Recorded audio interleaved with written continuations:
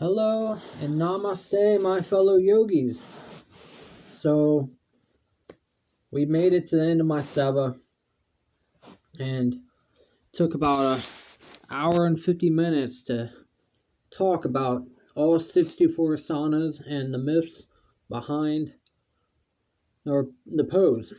And now we're going to break down into some physical practice, some physical yoga practice. So, if you can, take a seated position. And what we're going to do is we're going to grab the foot with the right hand and we're going to laterally bend towards the sky on an exhalation. Inhale and slowly exhale on the count, double the count of the inhale that you did.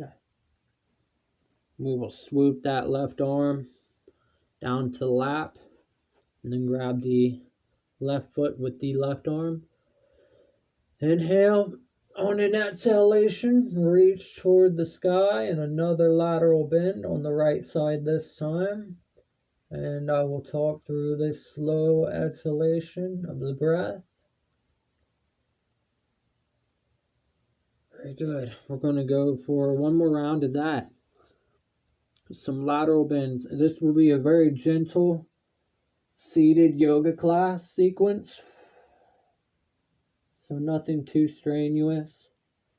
We're just going to loosen up the body after all the sitting we did, especially I did. If you sat and joined me, then it'd be a perfect time to loosen up as well. And get mobile, get moving.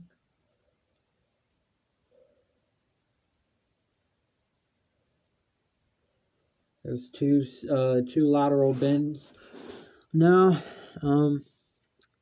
we will do a small rotational twist towards the left side of the body. On an exhalation, finish the twist. Maybe look behind your shoulder. For me, that would be my left shoulder.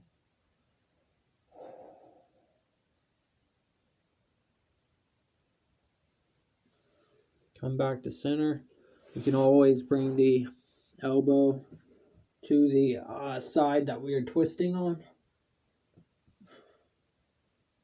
This time I'm looking over my right shoulder while I twist in the right direction.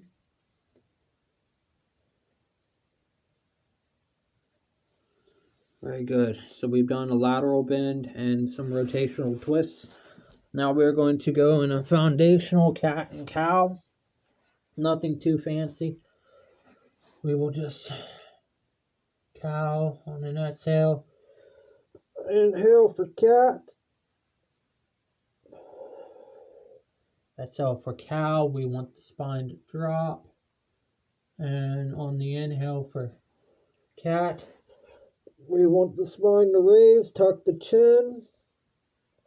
Keep the arms below the shoulders. Exhale for cow. Excellent. So I said that I might teach this pose, and I suppose I'm going to. This is a kind of an advanced pose, but if you cannot do it or don't want to attempt, then you can always just sit in lotus if you can do lotus, or sit in easy or adept pose. Before we do that pose, we're going to go into a bound angle and forward fold, ever so gently and slightly forward.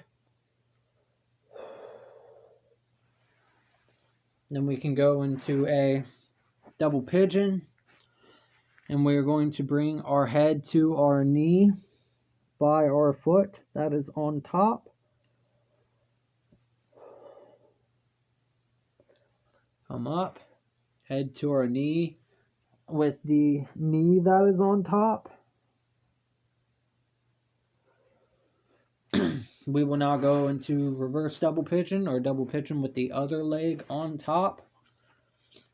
And we will fold towards the other opposite foot. You can't reach, that's okay. Breathe. And exhale into the bend.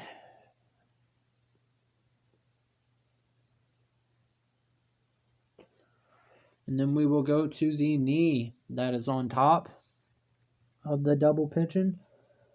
We will inhale and exhale, maybe turn our ear to our knee.